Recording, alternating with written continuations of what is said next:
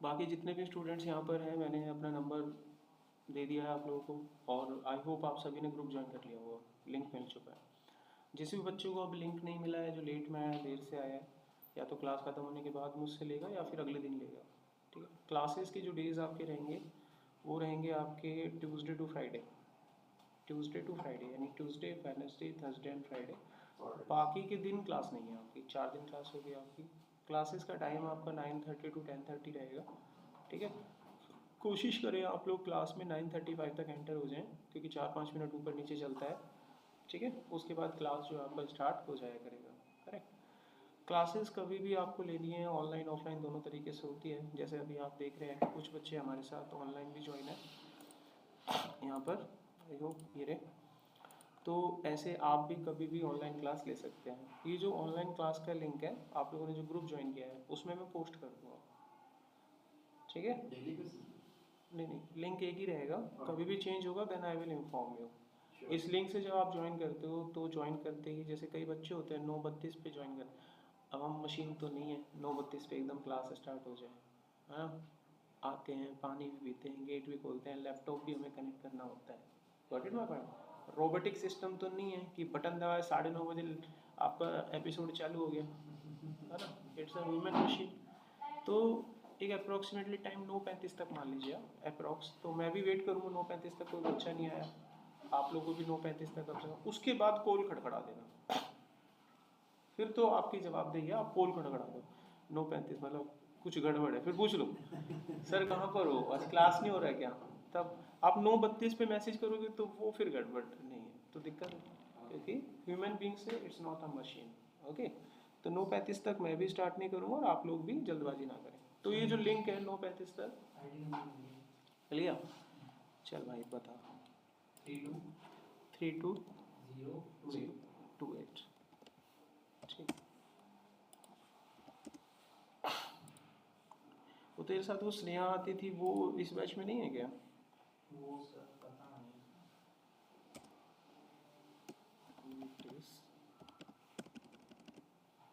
आपकी जो अटेंडेंस होंगी रेगुलर बेसिस पर इस तरीके से आगे पोस्ट की जाएंगी। इनसे फ़र्क कुछ नहीं पड़ रहा है, बट एक फॉर्मेलिटी टाइप में नहीं होता है, ये बहुत इंपॉर्टेंट होता है। कई चीज़ें ऐसी हो जाती हैं सिस्टम में यार, एक बार ऐसा केस हो गया तो पुलिस आ गई थी पूछने क्या हुआ। अब उसकी देखी तो यहाँ अटेंडेंस ही नहीं थी, बच्चा बोल रहा था कि मैं यहाँ गया था, तो रिकॉर्ड में चली जाती हैं। ये बहुत काम आता है ये छोटी मोटी चीज़ों पे। अगर हमारे पास ये डॉक्यूमेंटेशन नहीं होगी ना, तो बताओ टीचर भी गया, बच्चा भी गया, सेंटर भी गया। तो बच्चा अगर बोल रहा है यहाँ है तो उसकी अटेंडेंस यहाँ होनी चाहिए। तो इसलिए अब हम इसको पुख्ता, मैं व्हाट्सएप ग्रुप पे डाल दूंगा, व्हाट्सएप से वो अपने सिस्टम में कोई डाटा एंट्री का बंदा होगा इनके पास, जैसे एक्सेल पढ़ते हो तो डाटा एंट्री सीखते हो ना, तो यहाँ पे भी कोई हायर कर रखा होगा, वो व्हाट्सएप से डाटा उठा लेगा और पोस्ट मार देगा आपकी अटेंडेंस। That's my point. इसलिए नाम से अटेंडेंस लगती ही नहीं है, so that's why we need ID is must. Tanshu नाम के 4 बच्चे हो सकते हैं, कैसे आइडेंटिफाई करेंगे, इसलिए उसको भेजते ही नहीं है।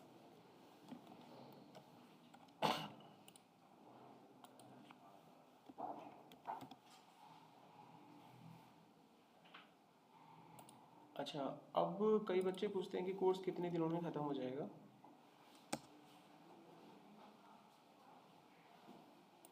तो मैं आपको बता दूं, आपको कोर्स कंटेंट दिया गया होगा, नहीं दिया गया है तो डेली डेली जब मैं पढ़ाऊंगा तो आपको बताता रहूँगा, और जिस दिन कोर्स खत्म होगा आपको दिखाऊंगा कोर्स कंटेंट। एक फिल्म देखी थी घातक मूवी, पता नहीं कौन सी थी, जहाँ उसमें वो जो सब दुश्मनों को मार देता तो कहता है अभी देख कोई बचा तो नहीं है। तो ऐसे ही जब आपका कोर्स खत्म होगा तो उस दिन मैं आपसे कहूँगा कोर्स खत्म है, ऐसे ही आपको झटका लगेगा जैसे 24 तारीख देख के लगा। फिर मैं आपको कोर्स दिखाऊंगा, कहूँगा देखो कुछ बचा तो नहीं है, समझ में आ गया। फिर अपनी पूरी तसल्ली कर लेना, आपको विदाई जब भी दूंगा जब आप सेटिस्फाई हो जाएंगे कि कोर्स खत्म हो गया। ठीक है, okay. That's my point.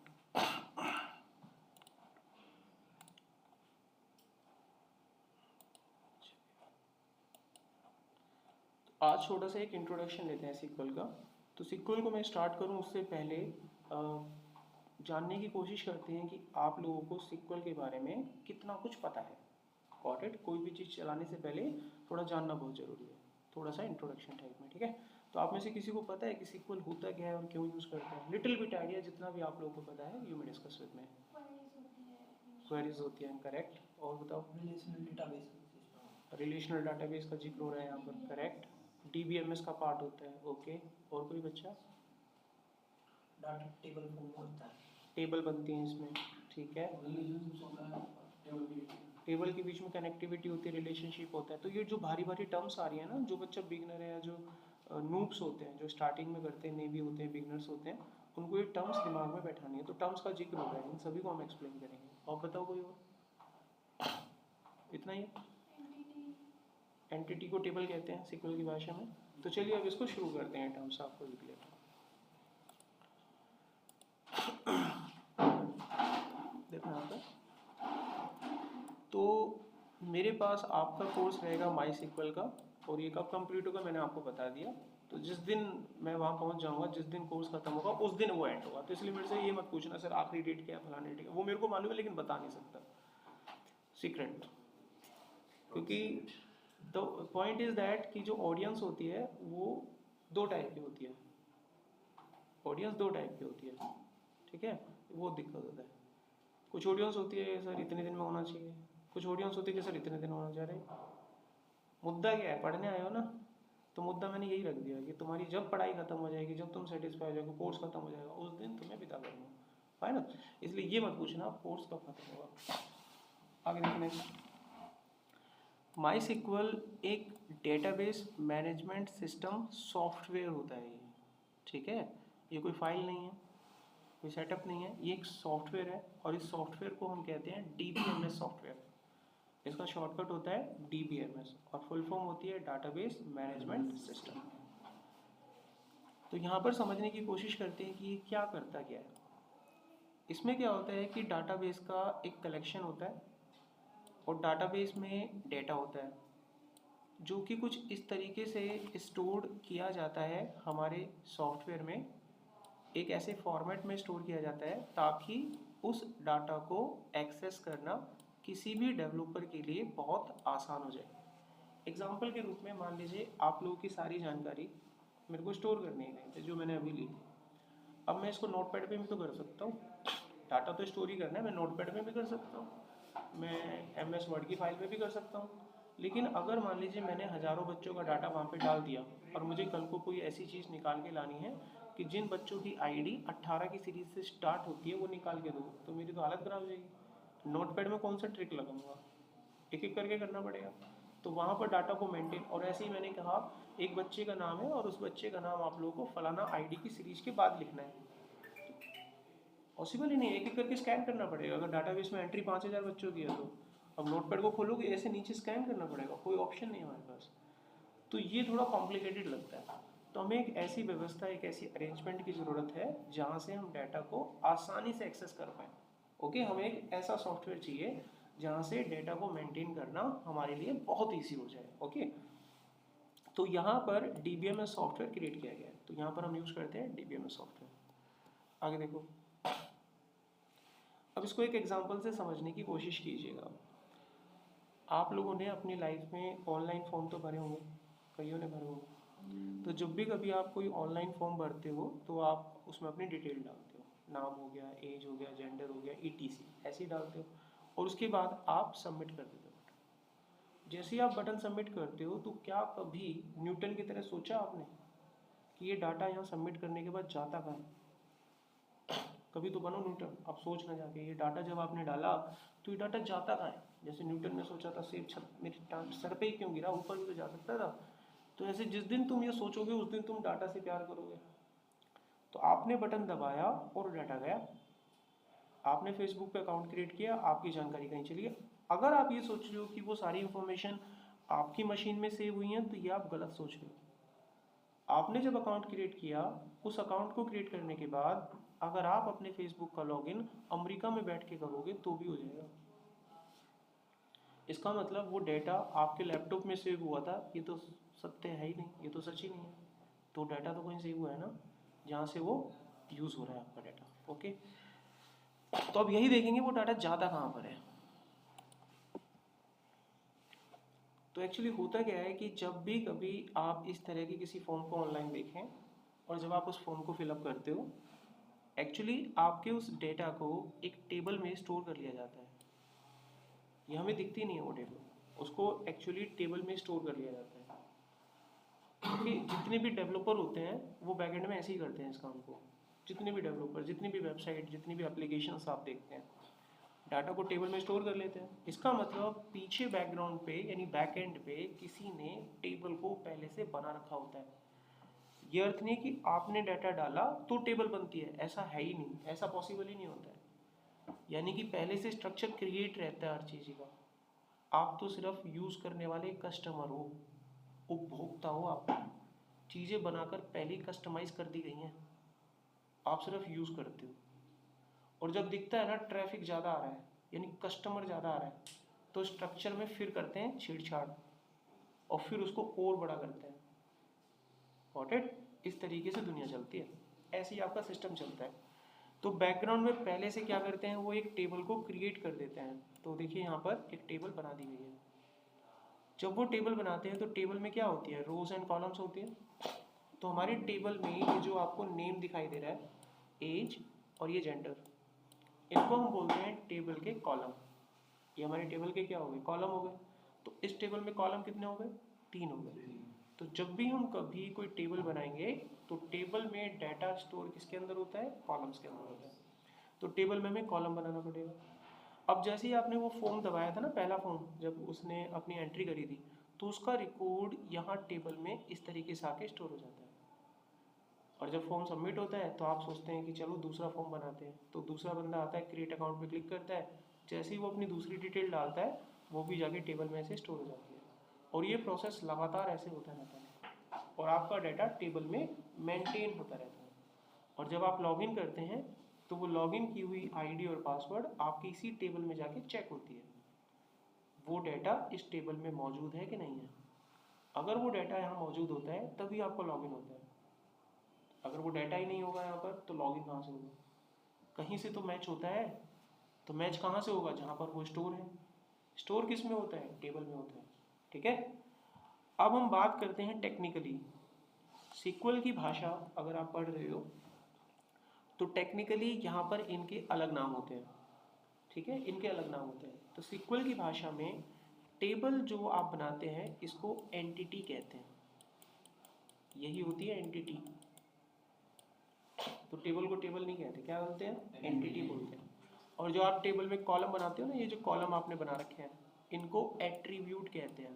This is known as attribute. Attribute, अपने नोट्स धीरे धीरे ऐसे छोटे छोटे बनाते रहना, इनको एट्रीब्यूट्स कहते हैं। और जब आप, हाँ कॉलम्स को, जो टेबल की हेडिंग होती है, कॉलम्स होते हैं, इन्हें एट्रीब्यूट्स कहते हैं, एट्रीब्यूट्स। अब देखो, जब आप टेबल में कोई रिकॉर्ड एंटर करते हो, जैसे आपने टेबल में ये रिकॉर्ड एंटर किया, ठीक है, ये रिकॉर्ड आपने एंटर किया, तो आप इसको क्या बोलते हो कि भाई टेबल में एक रिकॉर्ड चला गया। ठीक है, सीक्वल में इसको कहते हैं टपल। ये सीक्वल की भाषा है, याद रखना। कोई बोले तो कंफ्यूज मत हो जाना, टपल क्या पूछ रहे हैं। ओके, तो पता होना चाहिए, टपल मतलब record.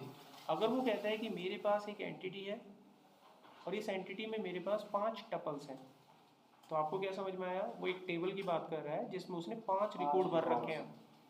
Okay, records is called tuple. Tuple. अच्छा, इतना समझ में आ गया। अच्छा, अगर मैं कहता हूँ इस टेबल में टोटल नंबर ऑफ टपल्स कितनी है, 3, इसको भी अलग टर्म से रिप्रेजेंट करते हैं। अगर आपको कोई डॉक्यूमेंटेशन दे, मैं आपकी तैयारी कम्पिटिटिव होते हैं ना जैसे, उस तरीके से लेके जा रहा हूँ आपको। यहाँ पर मकसद टेबल बना के उसमें डाटा डाल के क्वेरी करने से नहीं है। यहाँ पर मतलब है आपकी सफाई पूरी तरह से, मतलब सर्फ एक्सेल डाल के करनी है। वो आप आके आपकी कॉल है, आप पढ़ो मत पढ़ो, इट इज़ योर ड्यूटी। जो नंबर ऑफ टपल्स होती हैं इसको कहते हैं कार्डिनैलिटी। क्या कहते हैं, कार्डिनैलिटी। अगर किसी डॉक्यूमेंटेशन में लिखा हो we have a entity that having the cardinality 3, तो व्हाट डज इट मीन्स, वो कह रहा है कि हमारे पास एक टेबल है जिसमें 3 रिकॉर्ड हैं। कार्डिनैलिटी का मतलब क्या होता है, number of tuples, number of records, that is called cardinality. छोटे छोटे टर्म्स दिमाग में डालते हो। कार्डिनैलिटी मतलब नंबर ऑफ रिकॉर्ड्स, टपल मतलब एक सिंगल रिकॉर्ड, एट्रीब्यूट मतलब कॉलम, एंटिटी मतलब टेबल। ठीक है, अच्छा और थोड़ा आगे की तरफ बढ़ते हैं। अब यहाँ देखिए इस टेबल में कितने कॉलम्स हैं? 3 कॉलम्स हैं। There are 3 columns. इसको भी एक और टेक्निकल नाम से पुकारा जाएगा, इसे हम कहते हैं डिग्री। तो इस टेबल की डिग्री कितनी है? 3। डिग्री से क्या समझ में आएगा? वो बोल रहा है कि टेबल में कितने कॉलम है, क्या कहते हैं? Degree. Degree of the entity is equal to number of attribute. Attributes ordinary are same. Degree and attributes are not same, like tuples and the cardinality. Cardinality is the combination of tuples, number of tuples, and the degree is the number of attributes. Okay.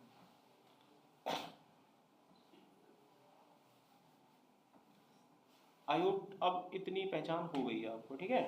इनके technical name क्या है ये आपको पता चलेगा। अब थोड़ा सा आगे की तरफ बढ़ते हैं। देखो, जब हम किसी डाटा को इस तरीके से ऑर्गेनाइज कर दें, जैसे अभी आप देख रहे हैं एक ऑर्गेनाइज वे में डाटा जा रहा है ना, हर चीज़ का एक नाम है, हर चीज़ की पहचान है, हर चीज़ व्यवस्थित है आपके पास, हर ऑब्जेक्ट हर डेटा व्यवस्थित है। जब हम इस तरीके से किसी डाटा को ऑर्गेनाइज कर दें उसी को डाटाबेस कहते हैं, ठीक है? जहाँ पर आप डेटा को ऑर्गेनाइज तरीके से लगा रहे हो वो डाटाबेस कहलाएगा। अगर आप ऐसा नहीं कर रहे हैं, मैशिंग फॉर्मेट में लेके जा रहे हैं, तो वो डाटाबेस नहीं होता है। हम नोटपैड में भी डाटा डालते हैं, वो तो मैशी फॉर्मेट होता है, तो उसे हम डाटाबेस नहीं कह सकते, ठीक है? हम तो कहीं पे भी लिख देते हैं डाटा को, नोट में भी लिख देते हैं, वर्ड में लिख देते हैं, एक्सेल में, उसको डाटाबेस थोड़ी ना कहोगे। ऑर्गेनाइज वे नहीं होता है। जब उसको ऑर्गेनाइज वे में डाल दें और हर चीज़ पहचानित हो, चिंतित हो, मतलब चिन्हित हो, तो उसे हम बोलते हैं डेटाबेस। तो डेटाबेस का फुल फॉर्म क्या हो गया? It is the collection of data that is in a organized way is called database. And data कोई पूछे व्हाट इज डाटा, तो आपको बोले डाटा तो कुछ भी हो सकता है। डाटा की सही डेफिनेशन है the factful things is known as data. जिसका कोई फैक्ट होता है वो डेटा होता है। समझ में आया? अब किसी कंपनी को कार बेचनी है, अब तुमने उसको किसी क्लाइंट का डाटा दे दिया, कुछ भी, क्या करेगा? तुम्हारा डाटा लेके क्या करेगा? उसका डाटा दो ना यार, मीनिंगफुल जो उसके लिए डाटा है। जैसे कि जो कार की सर्चिंग कर रहे हैं, जो इंटरेस्टेड हैं, जिन्होंने वेबसाइट पे कार को सर्च किया है, जिसने शोरूम में जाके कार की इंक्वायरी ली है, वो डाटा हमारे लिए इंपॉर्टेंट है, तो वो डाटा है। ऐसे तो कुछ भी दे सकते हो आप, रोड पे एक बंदा घूम रहा था, ये भी डाटा इंफॉर्मेशन ही तो लिख रहे हो, उसका करेगा क्या वो? The meaningful facts is known as data, where it is stored is known as database, and where it is manage is known as DBMS. ऊपर एक ऑर्गेनाइज सिस्टम है, ठीक है? आगे देखिए नेक्स्ट। अब हम यहाँ पर देखेंगे कि इस पूरे प्रोसेस में, इस पूरी कहानी में डीबीएमएस का क्या रोल है, इसको समझते हैं। तो समझाता हूँ आपको। ये है एक मशीन, ठीक है? और इस मशीन को ऑपरेट कौन करता है? यूजर। आप ही तो करोगे, आप ऑपरेट करोगे मशीन को। मान लीजिए आपने कोई फॉर्म खोला और फॉर्म फिलअप कर दिया और आपने बटन सबमिट कर दिया आपका, ठीक है? आप तो यहाँ बैठे हैं, अपनी मशीन पे काम कर रहे हैं। ये डाटा कहाँ स्टोर करेंगे आप? किसी डेटाबेस में, ठीक है? तो मान लीजिए ये डाटाबेस यहाँ पर है। डाटाबेस एक मशीन में होता है, मशीन कहीं पे भी हो सकती है आपकी, ऑनलाइन हो सकती है। तो यहाँ पर एक सर्वर है और इस सर्वर में आपने एक डेटाबेस बना रखा है। तो यहाँ पर हमने बना लिया एक database, this is our database, ठीक है? डाटाबेस में डाटा डायरेक्ट नहीं जाता है, डाटाबेस में डाटा टेबल में जाता है। तो यहाँ पर आपके पास क्या होंगी? टेबल्स होंगी, और एक डाटाबेस में अनलिमिटेड टेबल हो सकती है। तो यहाँ पर हम मान लेते हैं कि हमारे पास कुछ टेबल्स हैं, tables tables tables tables, okay? कुछ टेबल्स हमने ले ली। एक मिनट देना बच्चा। Hello, good morning.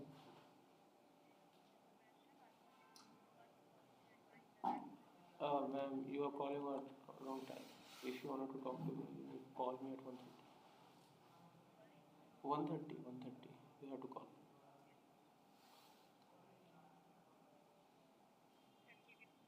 देखो यहाँ पर तो डाटाबेस में क्या होती है? टेबल्स होती हैं। तो राइट नाउ हमें यहाँ पर 4 टेबल दिख रही हैं, ठीक है?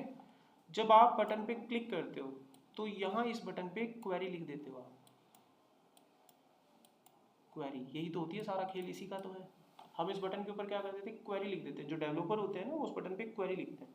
वो क्वेरी SQL की भाषा में लिखी जाती है, क्योंकि डाटा आपको SQL में डालना होता है। अब जब ये डाटा आपका क्वेरी के माध्यम से यहाँ पर जाता है ना, तो ये डाटाबेस इस क्वेरी को पढ़ नहीं पाता, इसको पढ़ना नहीं आता है। डाटाबेस आपकी क्वेरी नहीं पढ़ता है।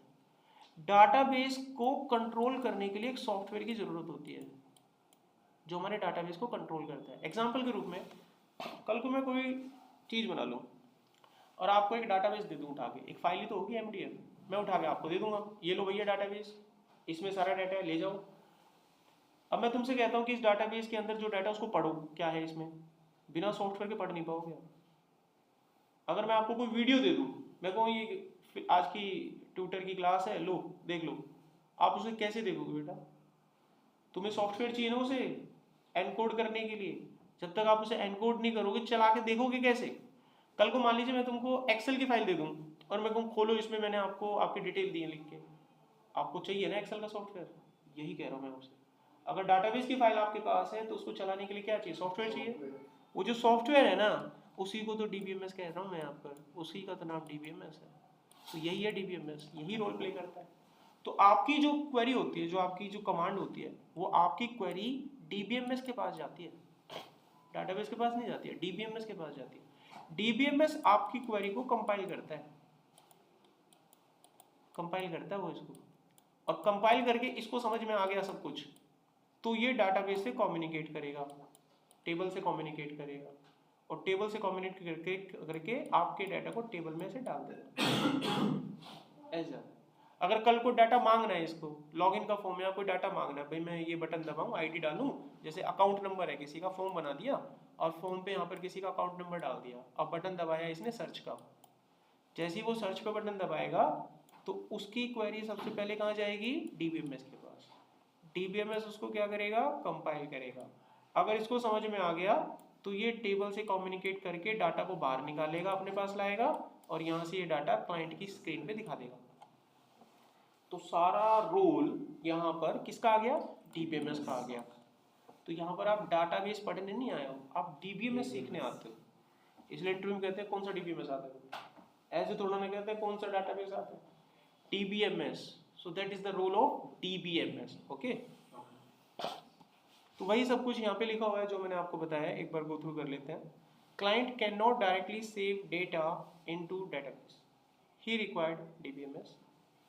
First, client send data to the DBMS software. After that, it will save into database. Like that, if the client required some data from the database, then he first send the request to the DBMS. Then DBMS retrieve the data from the database and send it back to the client. वही सब कुछ process यहाँ पर होता है जो बताया गया। अब हम यहाँ पर देखेंगे कि मार्केट में ये जो सॉफ्टवेयर है ये कौन कौन से, जैसे आपको मैं एक्सेल की फाइल दूंगा तो एक्सेल की फाइल को बहुत सारे सॉफ्टवेयर में खोल सकते हो। एक्सेल ले लो, है ना, WPS ले लो, 365 ले लो, कितने सारे सॉफ्टवेयर अवेलेबल है, एक्सेल की फाइल को खोल देंगे, है कि नहीं है?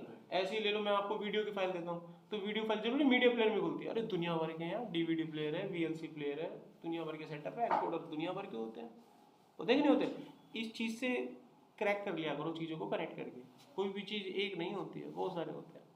अब यहाँ देखिए, तो जो DBMS सॉफ्टवेयर है वो एक थोड़ी ना है मार्केट में, एक ही पढ़ना है, तो DBMS सॉफ्टवेयर बहुत सारे हैं।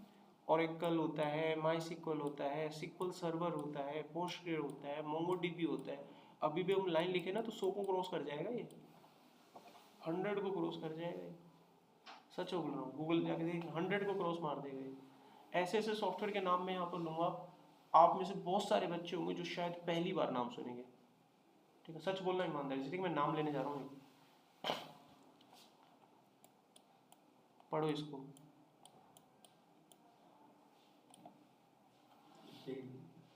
किस किस ने सुना है इसका नाम? अब सर्च करना जाके, ठीक है, और सुनो ना, अच्छा इसको पढ़ो,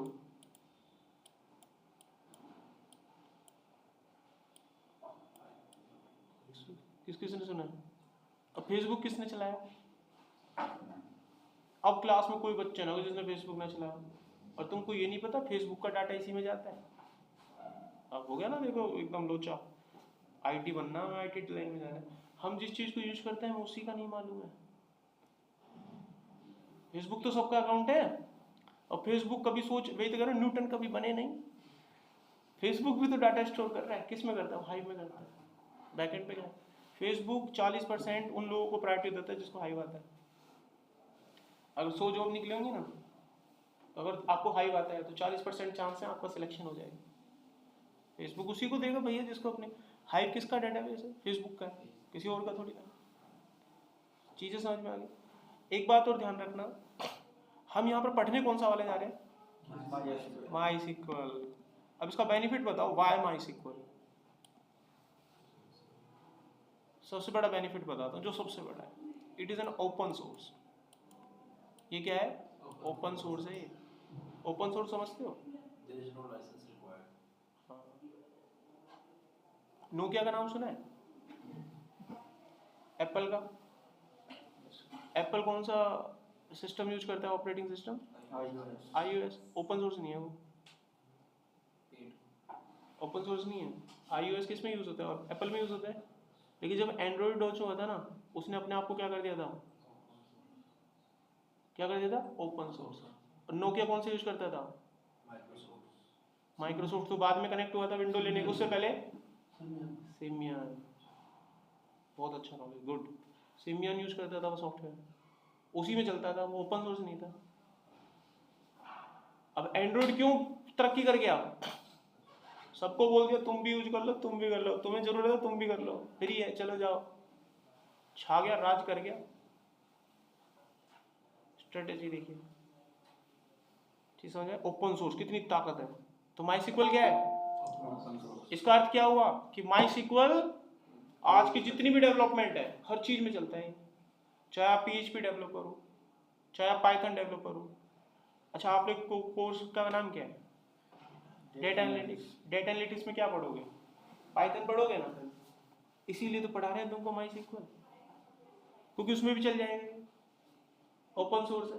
पाइथन क्या है? पाइथन क्या है? ओपन सोर्स है कि नहीं है? चीजों को कनेक्ट करना सीखो कि क्यों पढ़ रहे हैं।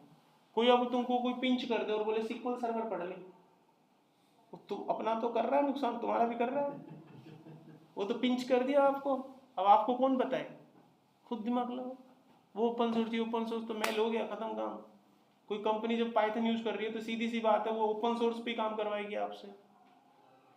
अच्छा, जो MIS के डेवलपर होते हैं, ध्यान सुनिए, जो MIS डेवलपर होते हैं, MIS में क्या यूज करते हो आप? एक्सेल। एक्सेल किसका प्रोडक्ट है?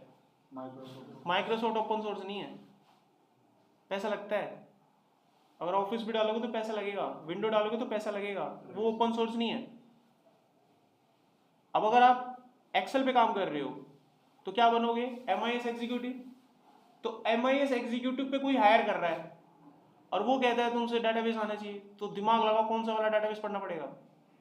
माई सिक्वल तो पता ही नहीं, कारण अरे माइक्रोसॉफ्ट पेड है और माई सिक्वल ओपन सोर्स है। जो कंपनी माइक्रोसॉफ्ट पे काम करवा रही है तो उसको वो सर्विस मिली होगी ना डाटाबेस की भी, तो ओपन सोर्स पे क्यों करवाएगी? दिमाग लगाओ। वो हमेशा MIS वाले तुमसे क्या मांगेंगे? SQL Server. क्या मांगते हैं वो? ऐसे करो पढ़ाई, रिक्वायरमेंट खुद पता चल रही है कि क्या है। मैं अगर MIS एग्जीक्यूटिव के बच्चे हैं तो क्या पढ़ना चाहिए तुमको? SQL Server. कोई तुमको पिंच करके बोले अरे MIS यही सेम ही होता है, अरे तुम अपना नुकसान कर रहे हो। क्या पढ़ना चाहिए उसको? SQL Server. कभी भी देख लेना, MIS का जो कोर्स मिलेगा ना, जाकर सर्च करना आज, MIS का कोर्स ढूंढना कि मुझे MIS करना है, उसमें जो सिक्वल होगा वो ढूंढना, वो सिक्वल सर्वर होगा।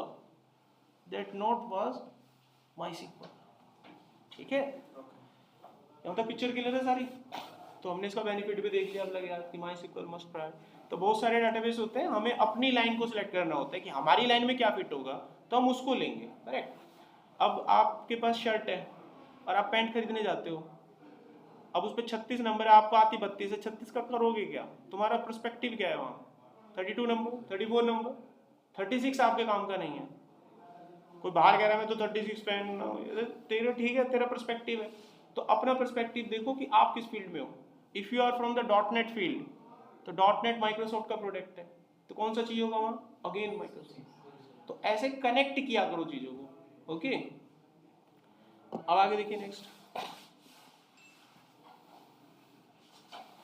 वहां पर मैंने 2 डाटाबेस के जिक्र किए थे, जरा वो छोटे मोटे डाटाबेस नहीं है।